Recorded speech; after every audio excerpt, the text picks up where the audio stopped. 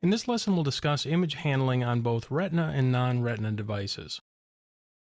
Starting with the iPhone 4 on the iPhone side of things, and the new iPad on the iPad side, iOS devices now provide high-resolution displays.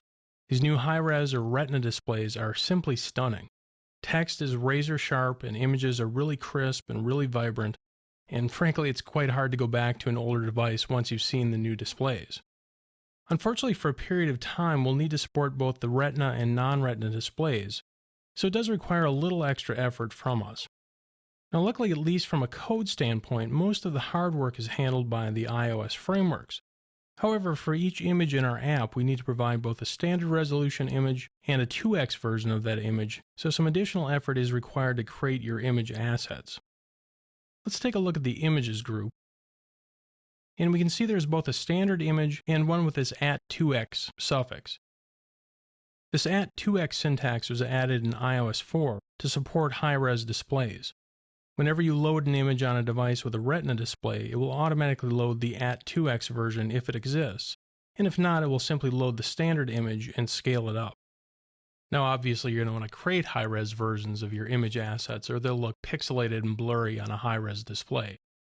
So if we look at these various images, we have our standard size logo and then the @2x version. Now, since my graphic design skills are, well, not that great, I'm simply creating a large image and then scaling it down for the smaller sized image. But there's really no reason these things can't be entirely different images if you wanted to be. The large image could contain much more detail and subtle gradients and shading. Really any additional details that would add to the realism or enhance the UI on these higher res displays would be good to do. Now, for the most part, simply providing this @2x version of your image is sufficient, and no other code changes are needed. So if I run the app, so here's my standard size simulator, and if I go up to the hardware menu, I can select device and choose iPhone Retina display. This will load a jumbo simulator for me. So we can see we have our very large logo image. The one place where some additional attention may need to be paid is in any custom drawing code. Now, this is a more advanced topic and one that we won't cover in this course, but if you end up writing any code that performs custom image drawing using either the Quartz framework or the Core Animation framework, you may need to take the system's scale factor into account.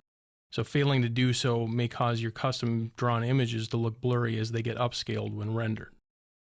You now know how to work with images on both Retina and non-Retina devices. Apple's provided a simple, elegant solution to supporting both device types. You will need to make sure you create both standard and @2x versions of your image assets, but for the most part won't need to make any additional code changes.